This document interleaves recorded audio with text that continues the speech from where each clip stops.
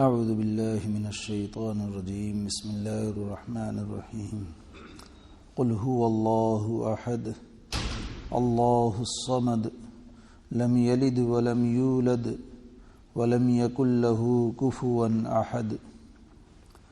تو کہہ وہ اللہ ایک ہے، اللہ بے نیاز ہے، نہ کسی کو جنا نہ کسی سے جنا، اور نہیں اس کے جوڑ کا کوئی۔ گزشتہ بات آئی تھی اللہ الصمد، اور صمد کا کیا معنی ہے اس کے متعلق بات آئی تھی۔ آگے بڑھتے ہوئے اسی صمد کے معنی کے متعلق امام قرطبی علیہ الرحمٰن نے نقل کیا کہ صمد اس کو کہتے ہیں کہ جس کی طرف تمام لوگوں کو پریشانیوں کے دور کرنے میں ضرورت ہو اور اس کو کسی کی ضرورت نہ ہو۔ جیسے قرآن میں اللہ تبارک تعالیٰ نے اسی کی طرف ایک آیت میں ارشاد فرمایا، امن یجیب المضطر اذا دعاہ ویکشف السوء۔ کون ہے جو پریشان حال مجبور کی دعاؤں کو قبول کر کے اس سے اس کی پریشانیوں کو دور کرتا ہے؟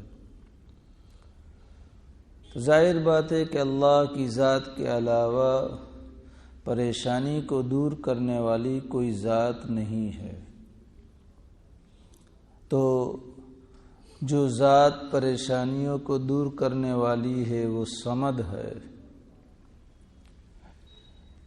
امام سدی علیہ الرحمہ کے حوالے سے نقل کیا ہے کہ صمد اس کو کہتے ہیں کہ حاجتوں کے پورا کرنے میں جس کی طرف انسان کی رغبت ہو اور مصیبتوں کے دور کرنے میں اسی سے مدد چاہے۔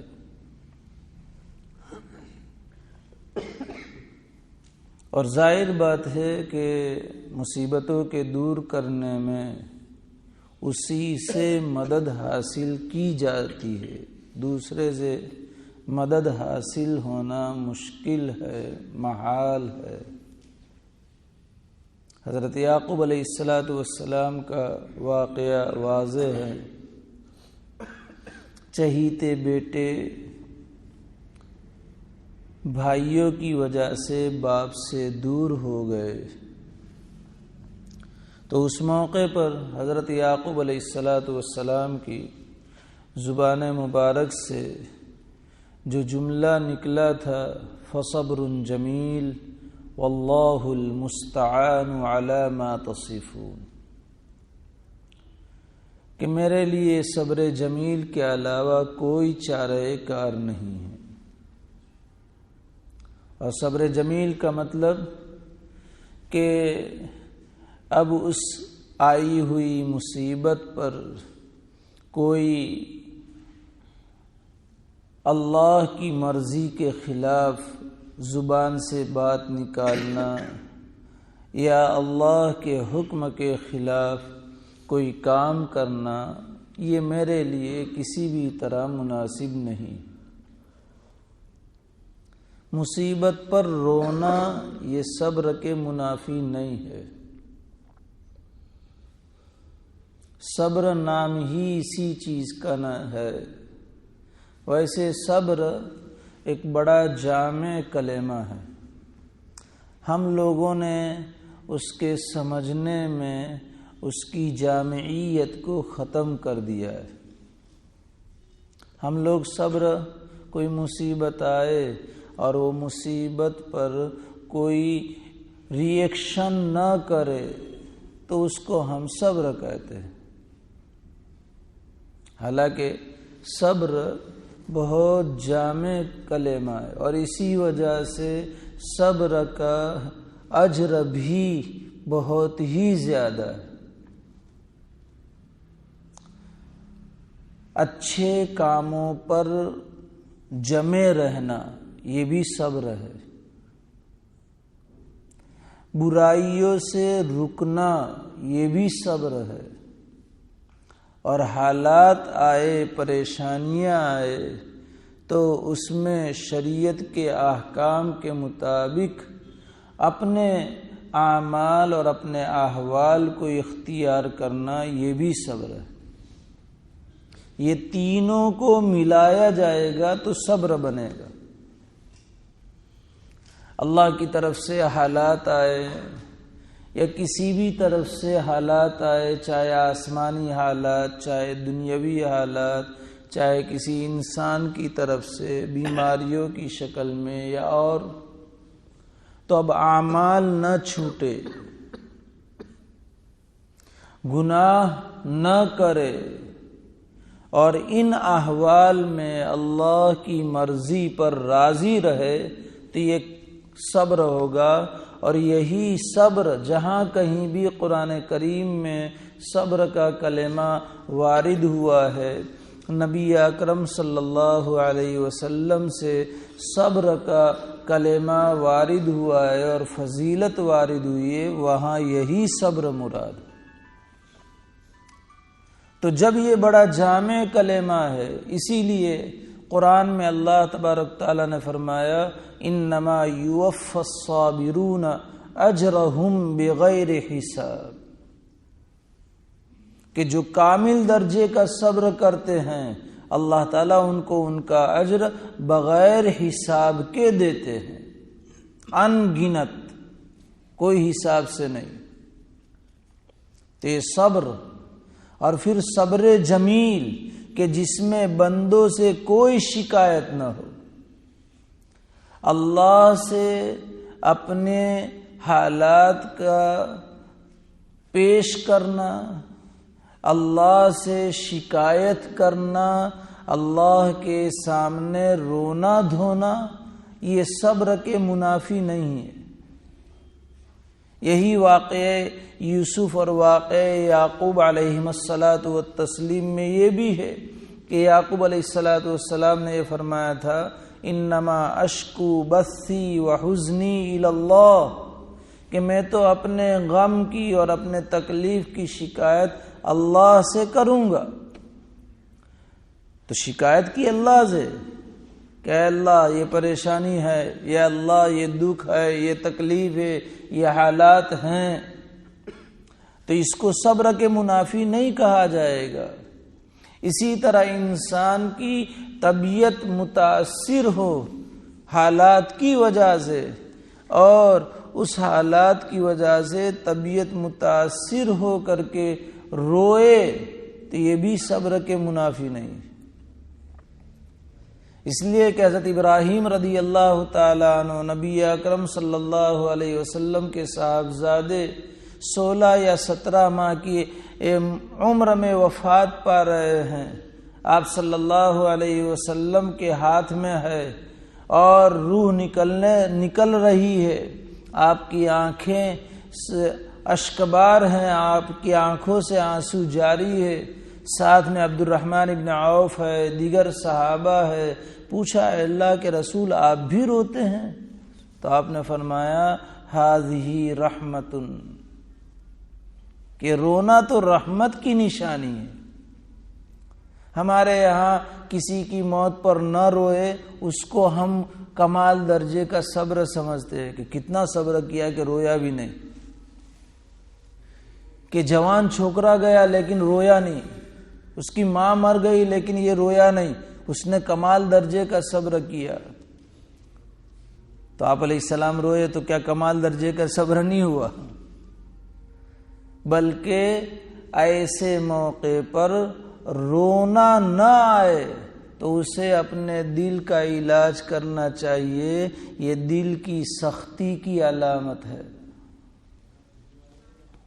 قساوت قلبی ہے، اس کو علاج کرنا چاہیے کہ بھئی مجھے کیوں اس موقع پر رونا نہیں آیا۔ یہ کمال درجے کا صبر نہیں ہے۔ تو خیر، اس موقع پر حضرت یعقوب علیہ السلام نے جو فرمایا وہ سمد کا معنی میں سمجھا رہا ہوں کہ مصیبتوں میں جس سے مدد چاہی جائے، تو حضرت یعقوب علیہ السلام نے یہی فرمایا تھا، واللہ المستعان علی ما تصفون، جو باتیں تم کہتے ہو کہ بھیڑیا کھا گیا، اور بھیڑیا بھی بڑا ہوشیار تھا، تو تمہاری باتوں پر میں تو اللہ سے مدد چاہوں گا۔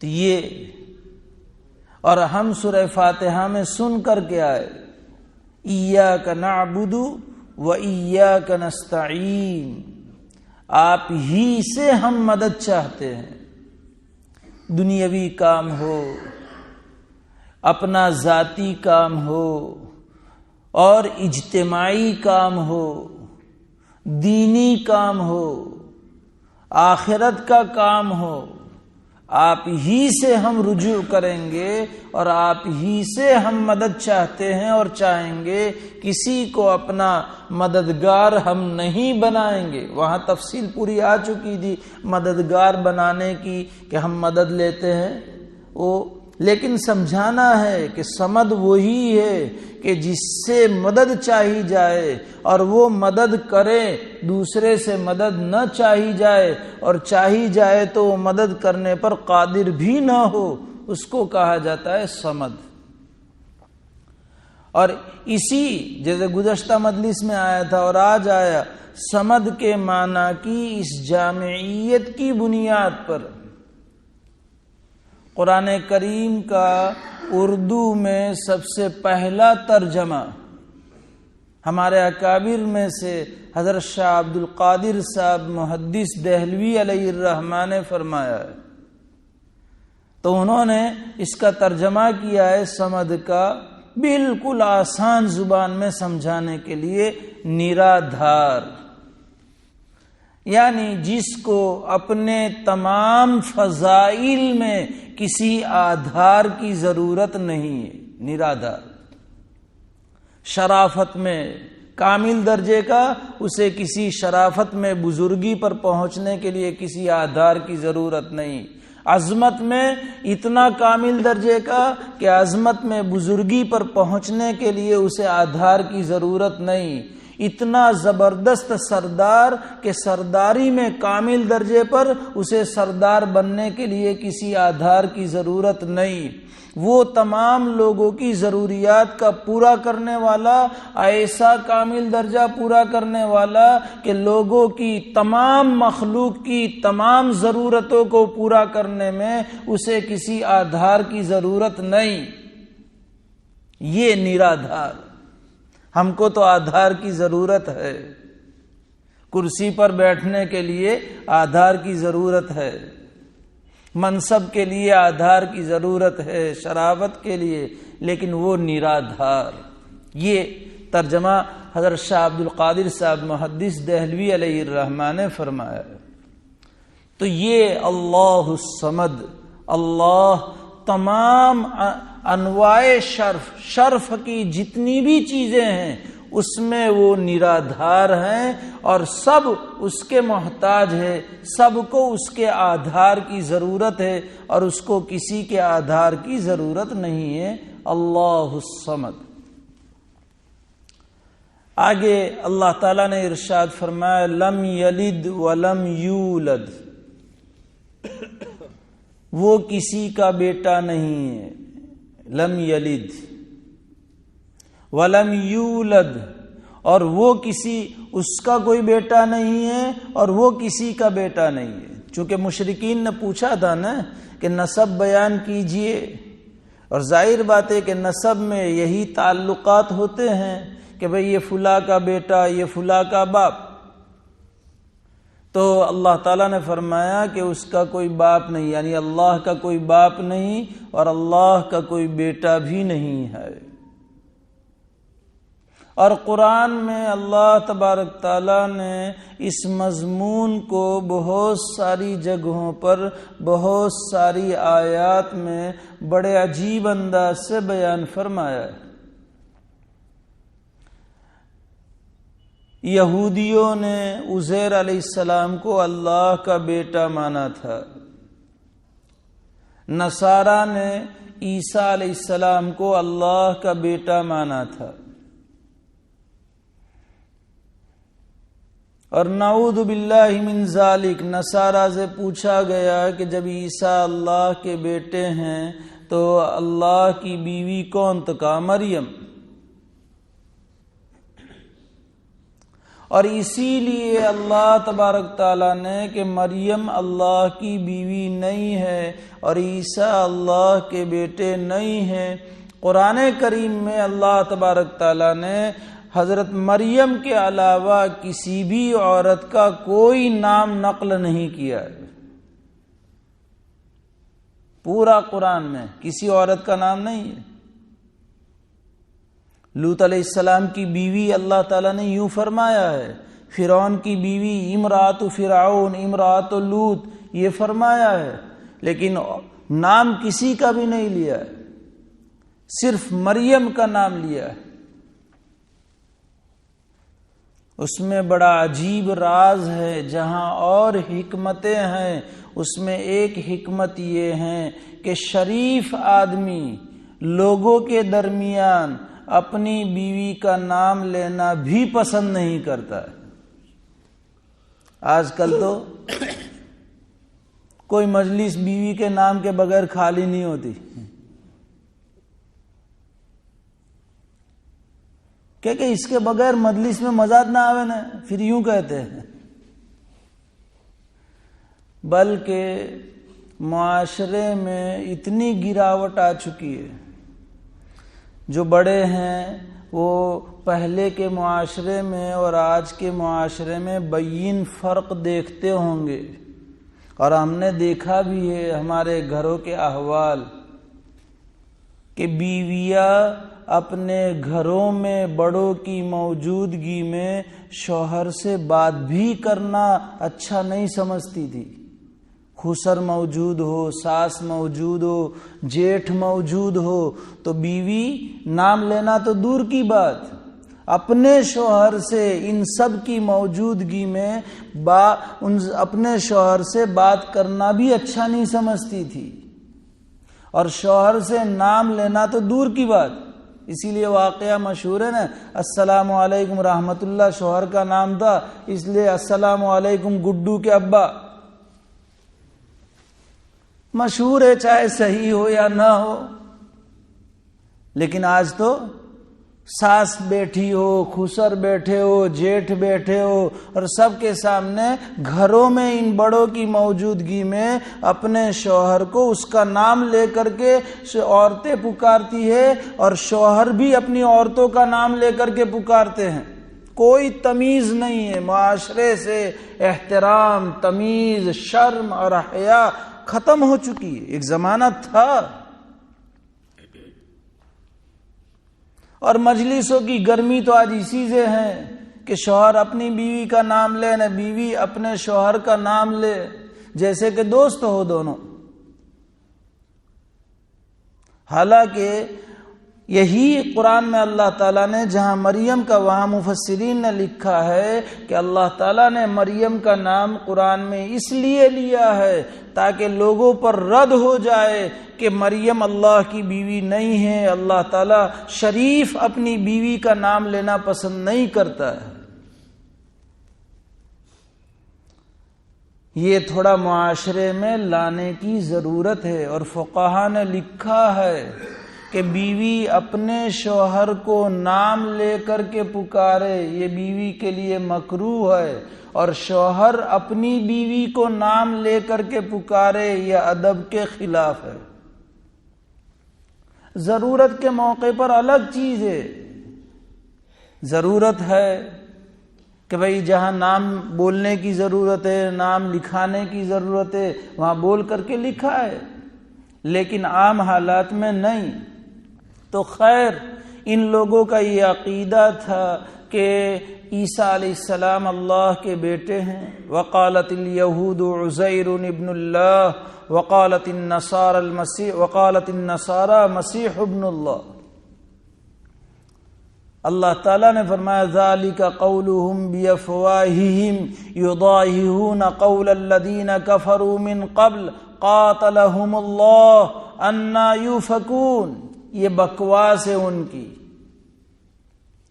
ذالک قولہم بافواہہم، یہ ان کی، ہم جو کہتے ہیں نا افواہ، یہ افواہ یہ در حقیقت عربی لفظ ہے. افواہ فوہن، منہ کی جمع، کہ بس خالی منہ سے نکلی ہوئی بات ہے، اس کی کوئی حقیقت نہیں. کہتے ہیں پڑی کو آیو، بڑا ہو تو بڑا پڑی کا، چھوٹا ہو تو چھوٹا پڑی کا. اس کو ہم کہتے ہیں افواہ. گجراتی میں وا کے ساتھ یہ عربی لفظ ہے کہ وہ چیز کہ جس کی کوئی حقیقت نہ ہو، جس کی کوئی کھرا کھری نہ ہو. قرآن کہہ رہا ہے ذالک قولہم بافواہہم، کہ صرف ان کی زبان سے بات نکلی ہے، حقیقت کچھ بھی نہیں ہے کہ عیسیٰ اللہ کے بیٹے ہو اور مریم اللہ کی بیوی ہو اور عزیر اللہ کے بیٹے ہوں. اور ان کی یہ بکواس ان سے پہلے کافروں نے بھی کر رکھی تھی. یضاہئون قول الذین کفروا من قبل، ایسی باتیں پہلے کافروں نے بھی کہہ رکھی تھی. اللہ نے فرمایا اللہ ان کا ستیہ ناش کرے. قاتلہم اللہ، ایسی بکواس کرنے والوں کو اللہ غارت کرے، ہلاک کرے. انا یؤفکون، کہاں الٹے چلے جا رہے. اور اسی طریقے سے مشرکین مکہ فرشتوں کو اللہ کی بیٹیاں کہتے تھے کہ الملائکۃ بنات اللہ، کہ یہ فرشتے ہیں یہ سب اللہ کی بیٹیاں. اور فرشتوں کی تعداد نہیں معلوم کتنے ہیں. بیت اللہ کے اوپر بیت المعمور ہے 7ویں آسمان پر، اور روزانہ 70,000 فرشتے طواف کرتے ہیں. اور جس کی ایک مرتبہ باری آ گئی قیامت تک پھر اس کی باری دوبارہ نہیں آئے گی. تو انداز لگا لے کتنے فرشتے ہوں گے. تو یہ مشرکین کہتے تھے یہ سب اللہ کی بیٹیاں. ان سے پوچھا گیا کہ اللہ فرشتے اللہ کی بیٹیاں تو اللہ کی بیوی کون؟ تو کہا کہ یہ جنات کی جو جنات میں جو سردار ہیں اور ان سرداروں کی جو بیٹیاں ہیں وہ سب اللہ کی بیویاں. اللہ تعالیٰ نے ان کے قول کو رد کرنے کے لیے فرمایا وَلَقَدْ عَلِمَتِ الْجِنَّةُ أَنَّهُمْ لَمُحْضَرُونَ سُبْحَانَ اللَّهِ عَمَّا يَصِفُونَ، کہ جب یہ جنات کے ساتھ اللہ کا سسرالی رشتہ قائم کرتے، جس کو ہمارے ہاں سمدھی کہتے، ویوائی کہتے ہیں، تو گویا کہ اللہ کا اور جنات کے درمیان سمدھی کا اور ویوائی کا تعلق، اور ظاہر بات ہے یہ تعلق نبھائے جاتے ہیں اور اس تعلق کے خیالات رکھے جاتے ہیں. لیکن اللہ نے تو قرآن میں فرمایا انی لَأَمْلَأَنَّ جَهَنَّمَ مِنَ الْجِنَّةِ وَالنَّاسِ اجمعین، کہ میں تو جناتوں سے اور انسانوں سے جہنم کو بھرنے والا ہوں. تو اگر سسرالی رشتہ داریاں ہیں تو پھر یہ خود جنات بھی جانتے ہیں، شیاطین جانتے ہیں کہ ہمیں جہنم میں ڈالا جائے گا، تو پھر سسرالی رشتہ کیسے؟ سبحان اللہ عما یصفون. یہ جو ان کی بکواس اور باتیں ہیں اللہ اس سے بہت ہی زیادہ پاک ہے. اس لیے اللہ کے لیے نہ بیٹا ہے نہ بیٹیاں ہیں، اور اس کو کیا ضرورت ہے؟ کیونکہ بیٹا ہونا، اولاد کا ہونا یہ احتیاج کی ضرورت ہے. ہم بھی اولاد کی کیوں چاہت رکھتے ہیں کہ ہمارا نام باقی رہے، ہمارے کام آئے، ہماری ضرورتیں وابستہ رہیں. اولاد نہیں ہوتی تو آدمی کو فکر ہوتی ہے کہ نسل ختم ہو جائے گی. اسی لیے ابراہیم رضی اللہ تعالی عنہ نبی اکرم صلی اللہ علیہ وسلم کے صاحبزادے کی وفات پر کفار مکہ نے خوشیاں منائی تھی کہ دیکھو یہ مر گئے، اب ان کی کوئی نسل چلنے والی نہیں ہے، تھوڑے زمانے کے بعد یہ بھی ختم ہو جائیں گے تو ان کا نام و نشان ختم ہو جائے گا۔ اسی لیے اللہ تعالیٰ نے قرآن کریم میں فرمایا ان شانیک هو الابتر، کہ یہ جو دشمن کہتے ہیں نا وہی بے نام و نشان ہو جائیں گے، آپ بے نام و نشان نہیں ہوں گے، فکر کرنے کی کوئی ضرورت نہیں ہے، آپ کا نام تو باقی رہے گا اور آپ کی نسل بھی چلے گی۔ سیدہ فاطمہ الزہرا رضی اللہ تعالی عنہا سے قیامت تک نسل چلے گی۔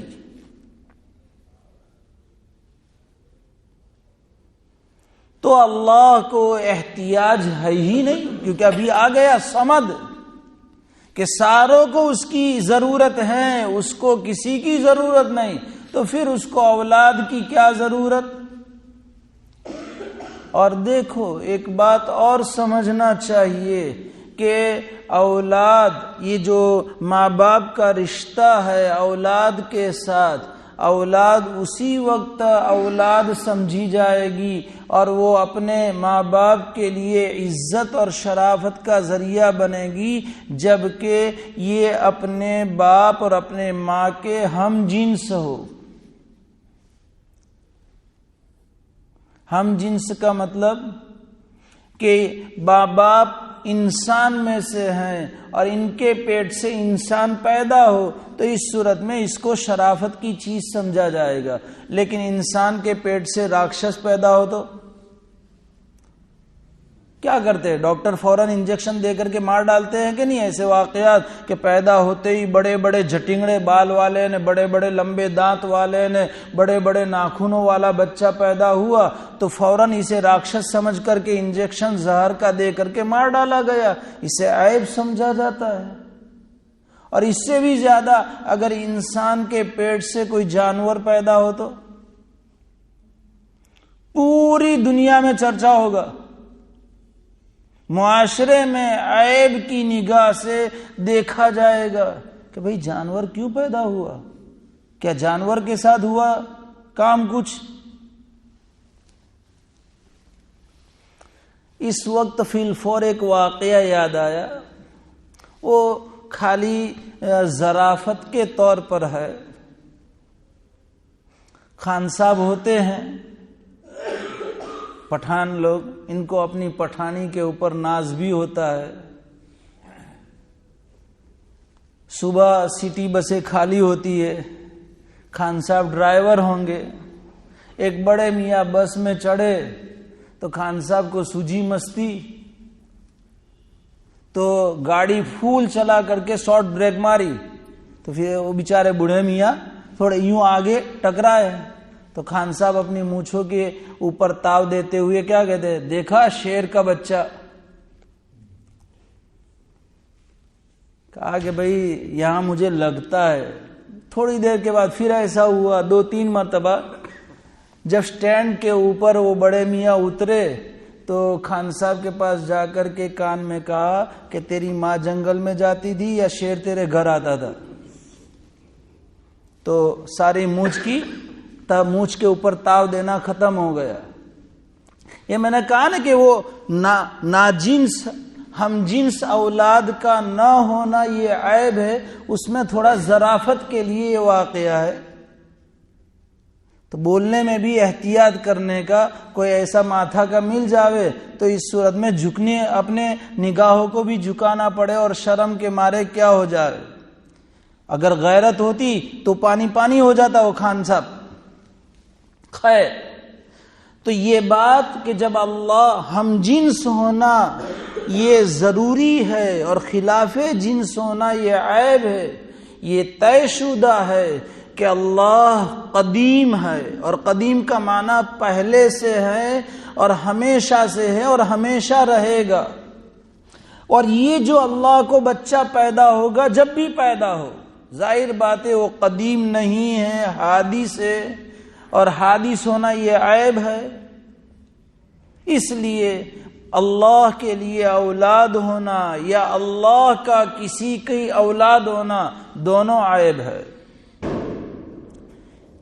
اسی لیے اللہ تبارک تعالیٰ نے قرآن کریم میں متعدد موقع پر اسے ارشاد فرمایا، قل الحمد للہ الذی لم یتخذ ولدا ولم یکن لہ صاحبا، اس کی کوئی بیوی نہیں ہے، تمام تعریفیں اس اللہ کے لیے ہیں جس نے کسی کو بھی بچہ نہیں بنایا، اولاد نہیں بنایا، اس کے اولاد ہے ہی نہیں، اور اولاد کے لیے بیوی کی ضرورت تو اس کے لیے بیوی بھی نہیں۔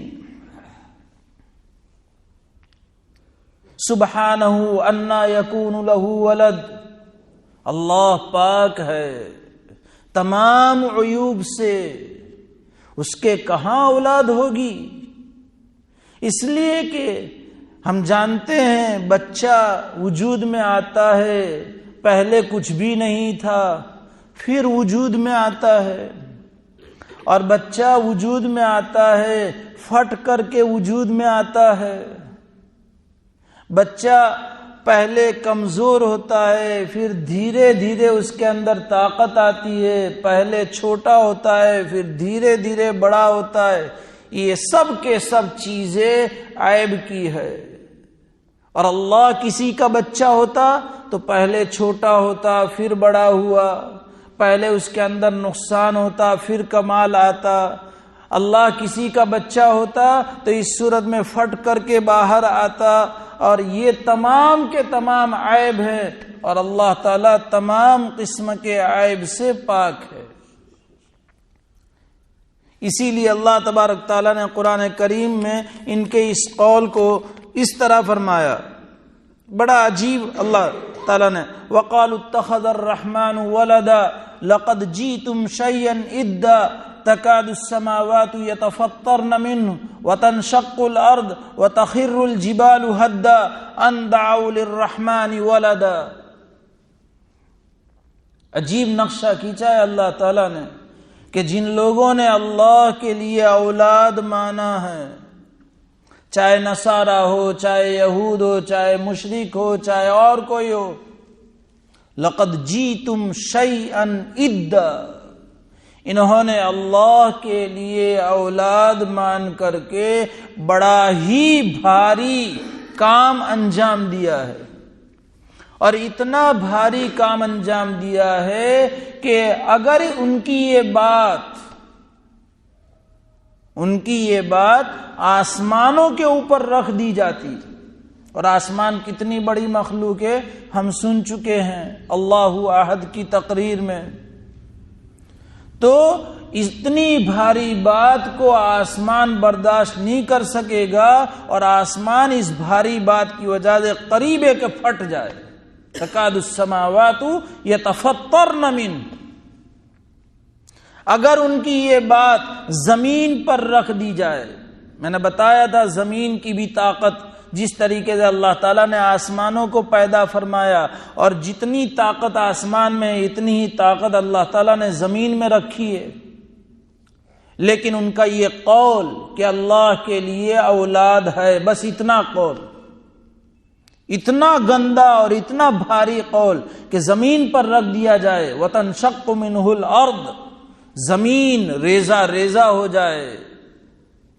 پہاڑ کی طاقت کو ہم نے مانا ہے کہ پہاڑ کو اللہ تبارک تعالیٰ نے وَالْجِبَالَ أَوْتَادًا، زمین چونکہ پانی کے اوپر ہے، اور جو چیز پانی کے اوپر ہوتی ہے وہ ہلچل ہلا کرتی ہے، اس میں سکون نہیں ہوتا۔ زمین میں سکون اور ٹھہراؤ پیدا کرنے کے لیے اللہ تعالیٰ نے پہاڑوں کو کیل کی حیثیت، کھیلی، جب کوئی چیز فٹ کرنی ہوتی ہے تو کھیلی سے فٹ کر دیتے ہیں، تو اللہ نے پہاڑوں کی حیثیت زمین کے لیے کھیلے کی بنائی، تو پہاڑوں کی وجہ سے زمین میں سکون آ گیا، طاقت ہے پہاڑوں کی۔ لیکن اللہ تعالیٰ ارشاد فرماتے ہیں کہ ان کی اس بات کی وجہ سے پہاڑ ریزہ ریزہ ہو جائے، وَتَخِرُّ الْجِبَالُ هَدًّا أَن دَعَوْا لِلرَّحْمَنِ وَلَدًا، کہ انہوں نے رحمان کے لیے اولاد کا قول کیا۔ اللہ تعالیٰ نے ان عزیر علیہ السلام، عیسیٰ علیہ السلام کے اللہ کے بیٹے ماننے کی صورت میں فرمایا یہ تو نیک بندے ہیں، یہ بیٹے نہیں ہیں بلکہ عباد مکرمون، قابل عزت عباد ہے۔ عباد یہ عبدن کی جمع ہے، اور عبدن کے معنی غلام، عبدن کے معنی غلام، اور ہم سب اللہ کے عبد ہیں، اللہ کے غلام ہیں۔ اور بیٹا ہونا اور غلام ہونا دونوں جمع نہیں ہو سکتے، اسی لیے شریعت میں مستقل مسئلہ ہے کہ اگر کوئی آدمی کسی کا بیٹا کافروں نے پکڑ لیا، مسلمانوں نے پکڑ لیا اور اس کو غلام بنا لیا، اگر کوئی اس بیٹے کو غلام کی حیثیت سے خریدتا ہے تو خریدنے کے ساتھ ہی وہ آزاد ہو جائے گا۔ کیوں؟ اس لیے کہ بیٹا اور غلام دونوں جمع نہیں ہو سکتے۔ تو جب یہ بندے ہیں تو پھر اللہ کے بیٹے کیسے ہو سکتے ہیں؟ ملائکہ کے بارے میں بھی یہ اللہ کے پاکیزہ اور اللہ کے مطیع اور فرما بردار بندے ہیں، لہذا ملائکہ بھی اللہ تبارک تعالیٰ کی کسی حال میں بیٹیاں نہیں ہو سکتی۔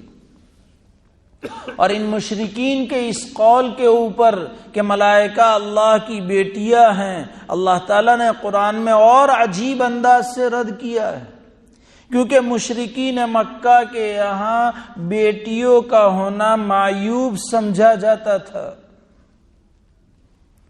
یہ لوگ بیٹے کو اچھا سمجھتے تھے اور بیٹی کے پیدا ہونے کو اچھا نہیں سمجھتے تھے۔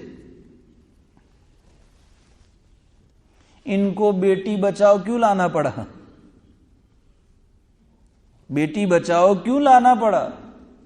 ہمارے یہاں تو بیٹی یہ ہمارے لیے عزت کا باعث ہے، جنت کا باعث ہے، اللہ کی رضا کا باعث ہے۔ ہمارے یہاں بیٹی کو مارا نہیں جاتا ہے۔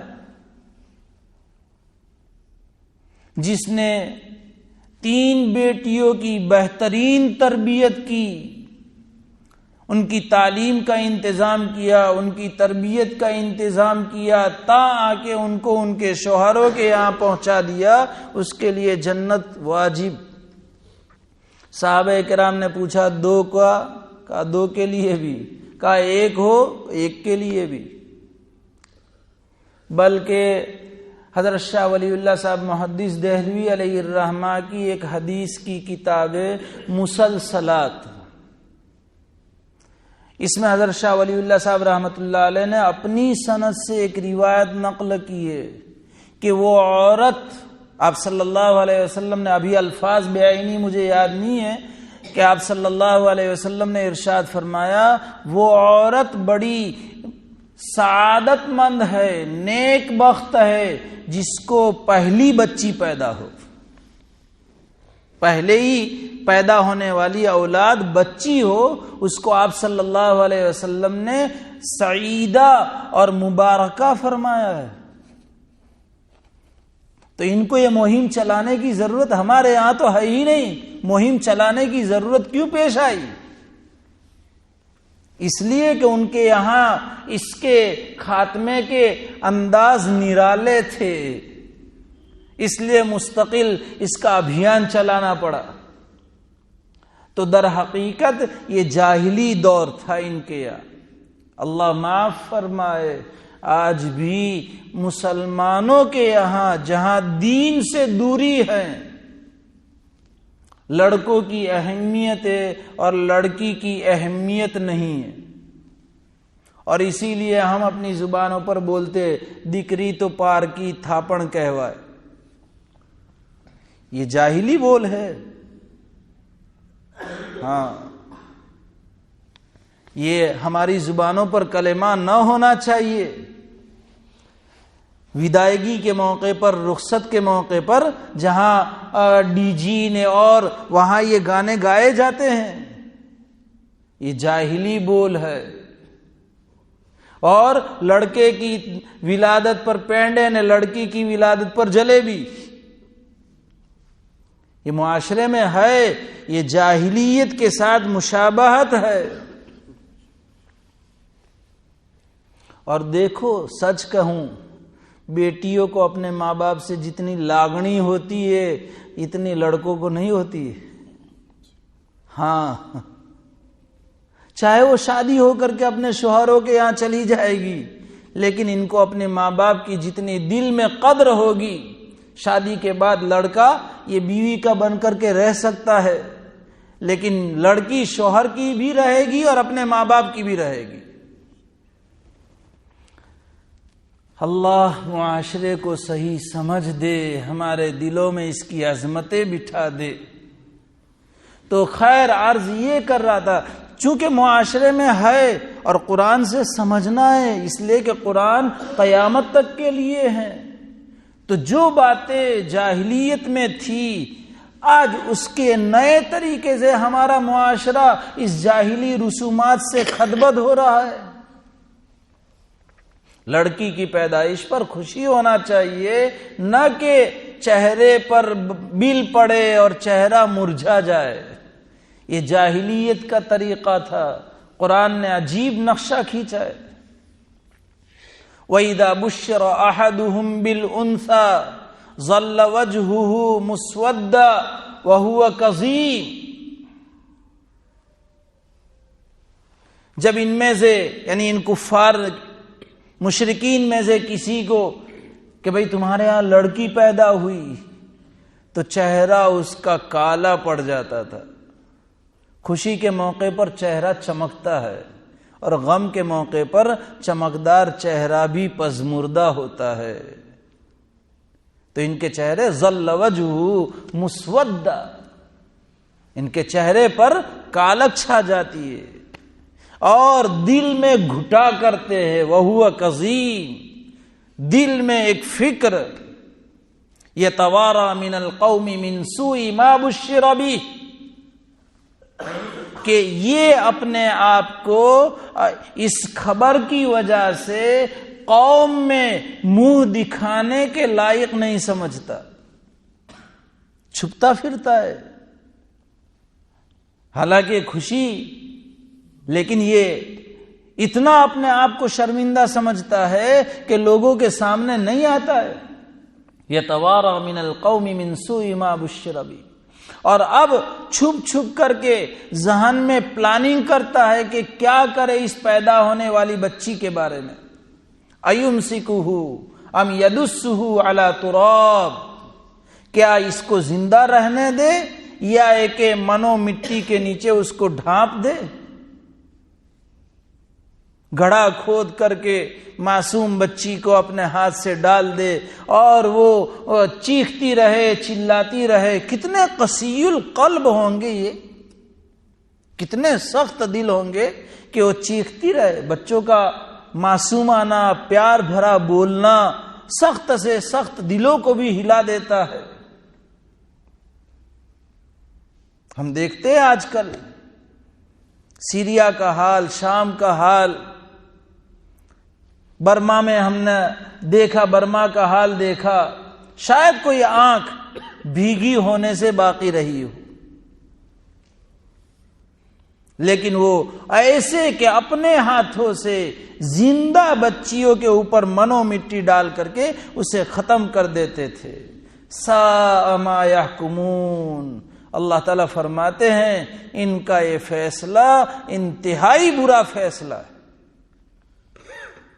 تو جس بچی کے بارے میں ان کا یہ اللہ تعالیٰ بڑے عجیب انداز سے فرماتے الکم الذکر ولہ الانثی، ارے تھوڑا تو سوچو کہ اپنے لیے تو نرینہ اولاد پسند کرتے ہو اور اللہ کے لیے بیٹیاں۔ تلک اذن قسمۃ ضیزی، ارے یہ تو بڑی ہی بھدی تقسیم ہے، ناانصافی ہے۔ تو یہ کفار مکہ اللہ کے لیے بیٹیاں اور اپنے لیے بیٹیوں کو ناپسند کرتے اور بیٹے اپنے لیے پسند کرتے۔ اللہ نے فرمایا کہ یہ انتہائی گھناؤنا، اللہ کو کوئی ضرورت نہیں ہے۔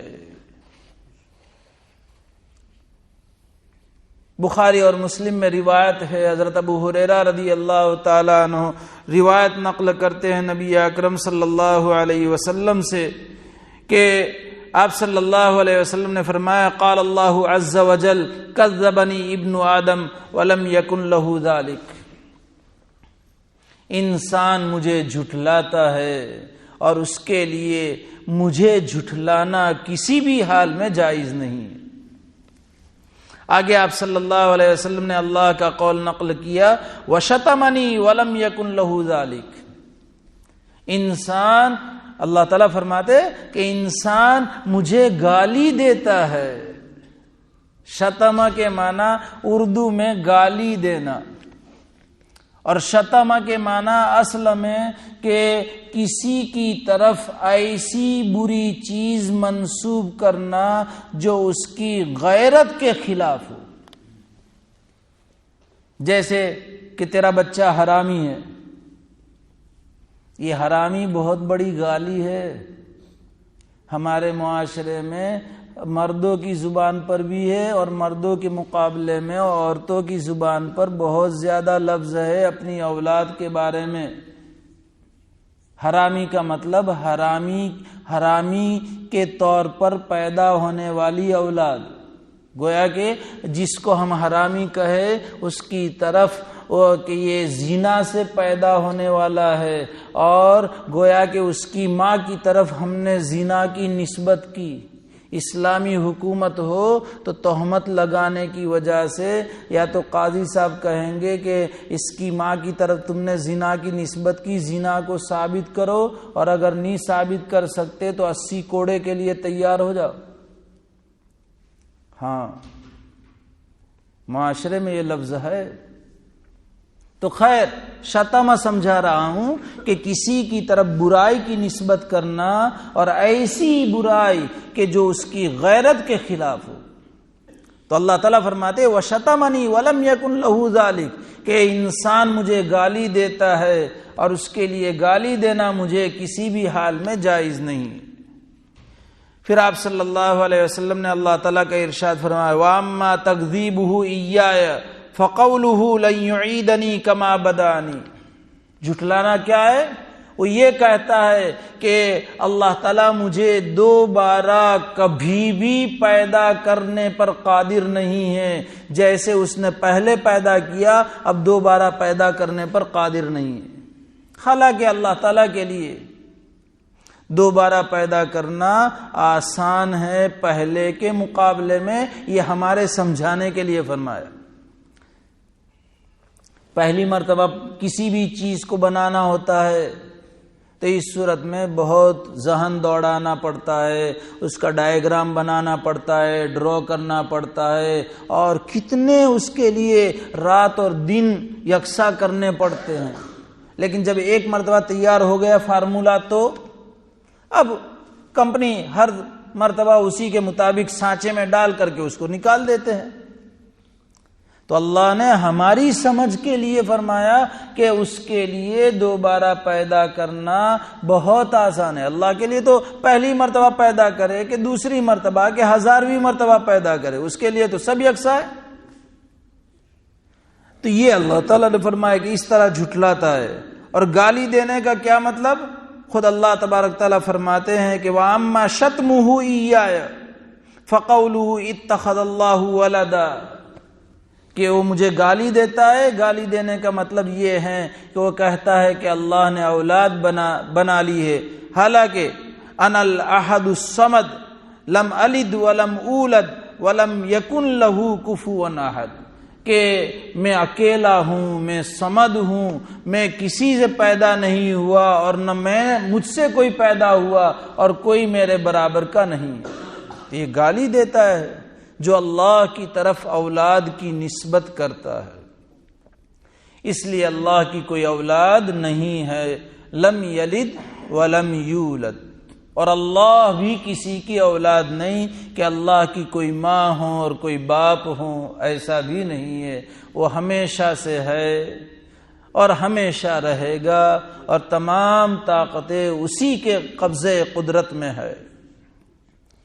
جب وہ ایسا ہے تو وَلَمْ يَكُنْ لَهُ كُفُوًا أَحَدٌ، کوئی بھی اس کے مثل نہیں ہے کسی بھی اعتبار سے، ذات میں بھی کوئی اس کے مثل نہیں، اور اللہ تعالی کی جتنی صفات ہیں ان تمام صفات میں کوئی بھی اس کا ہمسر نہیں، لیس کمثلہ شیء، کوئی بھی چیز اس کے مثل نہیں کہ یہ روزی دینے والا ہے، یہ ہم کو روزی دیتا ہے، اللہ هو الرزاق، کہ یہ ہمارے کام بنانے والے ہیں، یہ نہ ہوتے تو ہمارے کام نہ بنتے، شرک والا جملہ ہے، اللہ ہی کام بنانے والے ہیں، کہ انہوں نے ہمیں اولاد دی، بابا کے طفیل 17 سال کے بعد بچہ ہوا، نعوذ باللہ، کہ بابا نے دیا، اس لیے اب چل کر کے جائیں گے ہم پڑیاد۔ ایک مثال سمجھنے کے لیے کہہ رہا ہوں کہ جب وہ خود اللہ کے محتاج ہیں تو پھر وہ دوسروں کی احتیاج کیسے پوری کریں گے؟ تھوڑا تو سمجھے ہم کہ وہی اولاد دینے والا ہے، اولاد دینا زندوں کے ہاتھ میں بھی نہیں ہے اور اولاد دینا مردوں کے ہاتھ میں بھی نہیں، اور بالکل واضح ہیں ہمارے معاشرے میں کہ بہت سارے وہ ہیں کہ جن کے ہاں برسوں بیت جاتے ہیں اولاد نہیں ہوتی، اور جن کے یہاں اولاد کا سلسلہ ہے مسلسل، تو کسی کے اختیار میں کہاں ہے؟ اللہ ہی دینے والے، یَهَبُ لِمَن یَشَاءُ إِنَاثًا وَيَهَبُ لِمَن یَشَاءُ الذُّكُورَ أَوْ يُزَوِّجُهُمْ ذُكْرَانًا وَإِنَاثًا وَيَجْعَلُ مَن یَشَاءُ عَقِیمًا إِنَّهُ عَلِیمٌ قَدِیرٌ، جسے چاہے لڑکیاں ہی دے، جسے چاہے لڑکے ہی دے، جسے چاہے دونوں دے، اور جسے چاہے دونوں نہ دے، وہ علیم ہے، قدیر ہے، بڑا ہی جاننے والا ہے کہ ان کو لڑکیاں ہی دینا مناسب ہے، ان کو لڑکے ہی دینا مناسب ہے، اس کے علم میں ہے کہ اگر اس کے یہاں لڑکی کے علاوہ لڑکا بھی دیں گے فتنہ ہوگا، اس کے یہاں لڑکوں کے ساتھ لڑکی بھی دیں گے فتنہ دے گا، یہاں دونوں دینے جیسا ہے، علیم ہے، اور یہاں بالکل دینے جیسا نہیں ہے، علیم ہے، انہو علیم، اور قدیر، بڑی قدرت والا ہے کہ وہ اپنی قدرت سے جسے چاہے جو دے اور جسے چاہے بالکل محروم کرے،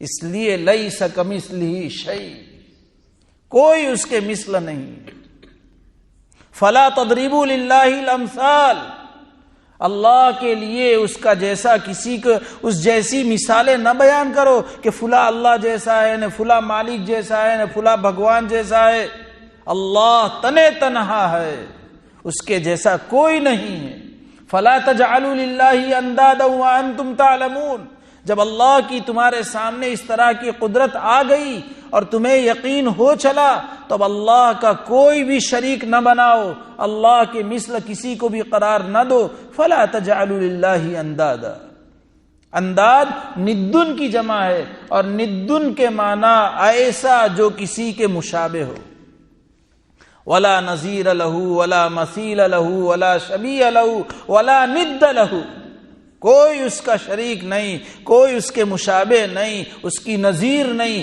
اس جیسا کوئی نہیں، اس کا کوئی شریک نہیں ہے، نہ ذات میں نہ صفات میں، وَلَمْ يَكُنْ لَهُ كُفُوًا أَحَدٌ۔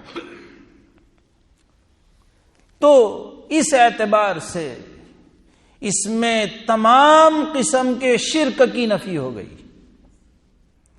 تعدد کہ وہ ایک ہی ہے، هو اللہ احد، ایک سے زیادہ نہیں ہے، مرتبے میں کوئی اس کا شریک نہیں ہے، مرتبے میں کوئی اس کا شریک نہیں، صمد سے اس کی نفی ہو گئی، اس لیے کہ میں نے آپ کو صمد کا جو معنی بتایا تمام شرف کی چیزوں میں کمال پر پہنچا ہوا ہے، تو کوئی اس کا شریک نہیں، تو منصب کے اعتبار سے، عزت کے اعتبار سے، وجاہت کے اعتبار سے شرک کے جتنے اقسام ہیں اس کی نفی صمد سے ہو گئی، تعلقات کے اعتبار سے جتنے شرک کے رشتے ہیں، جیسے یہود کے یہاں، نصارہ کے یہاں، مشرکین مکہ کے یہاں، کہ کہتے تھے کہ نحن نعبدہم الا لیقربونا الی اللہ زلفی، آگے پیچھے کچھ آیت اس طرح برابر ابھی ذہن میں نہیں آ رہی،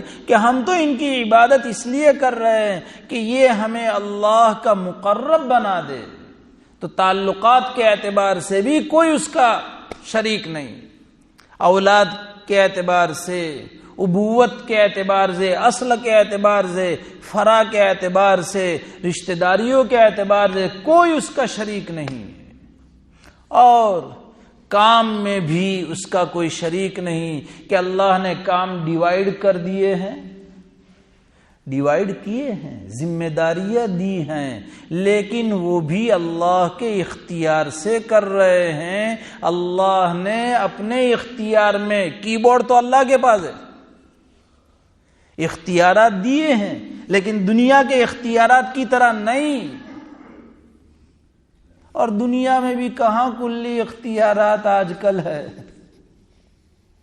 کہ ہے منسٹری لیکن اوپر سے اجازت لینی پڑے گی، ہے منسٹری لیکن کہ اوپر سے، تو جب یہ ہے تو اللہ نے فرشتوں کو امور بالا کے لیے بھی اور امور دنیا کے لیے بھی تقسیم کیے۔ کوئی ہوا کے اوپر مکلف ہے، کوئی بارش کے اوپر مکلف ہے، کوئی روزی کے اوپر مکلف ہے، کوئی یہ پر مکلف ہے، کوئی یہ پر مکلف ہے، لیکن سارے اختیارات اللہ کے، اللہ نے ان کو جتنا کرنے کے لیے کہا ہے اتنا ہی کرتے ہیں، تو گویا کہ وہ تو اللہ کے تابع ہوئے۔ تو کام کے اعتبار سے بھی کہ بھئی یہ اللہ نے کام کا اختیار ان کو دے دیا ہے، لہذا اب ان کو اللہ سے پوچھنے کی کوئی ضرورت نہیں ہے، یہ اپنے اعتبار سے مختار ہیں، مختار کل اللہ کے علاوہ کوئی نہیں ہے۔ وَلَمْ يَكُنْ لَهُ كُفُوًا أَحَدٌ۔ اور جب تمام طرح کے شرکوں سے نفی ہو گئی، توحید خالص، اور ایک اللہ ہے۔ جیسے آیا تھا، میں نے آپ کو سمجھایا تھا کہ جو ناستک ہیں، جو کہتے ہیں کہ خود بخود چلتی ہے، کوئی چلانے والا نہیں، ان کا بھی رد ہو گیا، وہ ہے چلانے والا، اور وہ اللہ ایک ہے چلانے والا۔ تو غرض یہ کہ اللہ کو ایک نہ ماننے والوں کے جتنے بھی اقسام ہیں، ان تمام کی اس صورت میں، مختصر سی صورت میں، اللہ نے بڑے اچھے انداز سے تمام کی نفی کر دی۔ اس لیے اس صورت کو سورہ اخلاص بھی کہتے ہیں، اور اس صورت کو توحید کی صورت بھی کہتے ہیں۔ یہ ہے خلاصہ سورہ اخلاص کا۔ فضائل پہلی مجلس میں آ چکے ہیں، لہذا جب بات یہ ہے تو اب ہمیں اپنے دلوں میں اللہ کی وحدانیت ہر اعتبار سے، ذات کے اعتبار سے، صمدیت کے اعتبار سے، بے نیازی کے اعتبار سے، اس کا جیسا کوئی شریک نہیں، اس تمام اعتبار سے اللہ کی عظمت دلوں میں بٹھانا چاہیے۔ اللہ کرے کہ یہ توحید خالص والی جیسے اللہ نے صورت ہے، اللہ ہمارے دلوں کو بھی توحید خالص سے کامل درجے پر معمور فرمائے، بھر دے، اور اللہ تعالیٰ تمام قسم کے شرک سے ہم سب کی اور پوری امت کی اور قیامت تک کی نسلوں کی کلی طور پر حفاظت فرمائے۔ اللہ تعالیٰ اخلاص کے ساتھ اس سلسلے کو جاری فرمائے۔ اللہ تعالیٰ اس کہنے سننے کو قبول فرمائے۔ میرے لیے، آپ سب حضرات کے لیے، اقوام عالم کے لیے اسے ہدایت کا، نجات کا، امن کا ذریعہ بنائے، فتنوں سے حفاظت فرمائے، آمین۔ وآخر دعوانا ان الحمد للہ رب العالمین۔ سبحان اللہ وبحمدہ، سبحانک اللہم وبحمدک، نشہد ان لا الہ الا انت، نستغفرک ونتوب الیک۔